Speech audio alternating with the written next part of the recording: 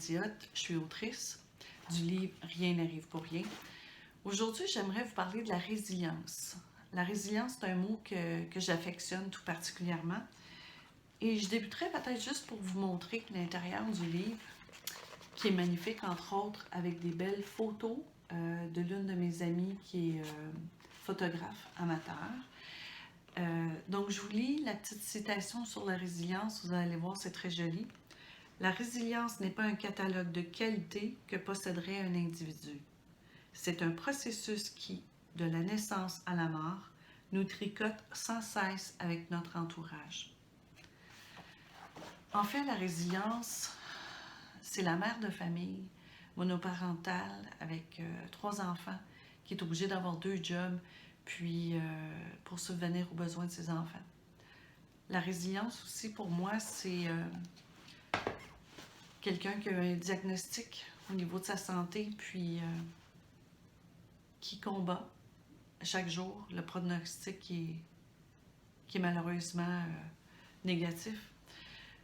Aussi, c'est l'entrepreneur qui a baissé les bras parce que des situations autres ou hors de son contrôle fait en sorte que son entreprise dégrade et que ça va pas bien.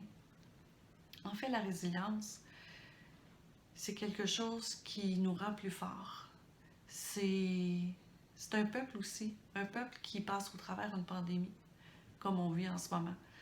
Donc la résilience, c'est d'avoir la force et le courage, premièrement, accueillir l'épreuve, deuxièmement, de se reconstruire, de garder la tête haute et de dire, écoute, ça va bien aller, advienne que pourra, on va passer au travers.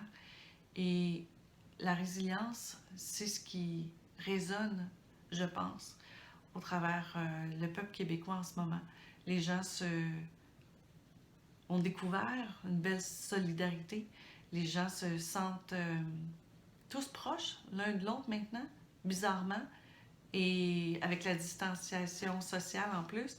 Donc, ce que je trouve magnifique, justement, avec ce qui se passe, c'est que le peuple québécois, qui a toujours été très résilient, le prouve en ce moment, avec toutes les belles œuvres de solidarité qui se passent en ce moment, les gens qui font du bénévolat, les médecins, les jeunes ou les moins jeunes qui vont travailler aussi avec être à risque, en fait, qui sont à risque.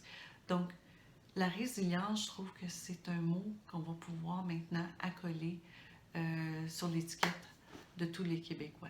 Donc, sur ce, je voulais juste vous glisser un mot sur le mot résilience que j'affectionne tout particulièrement.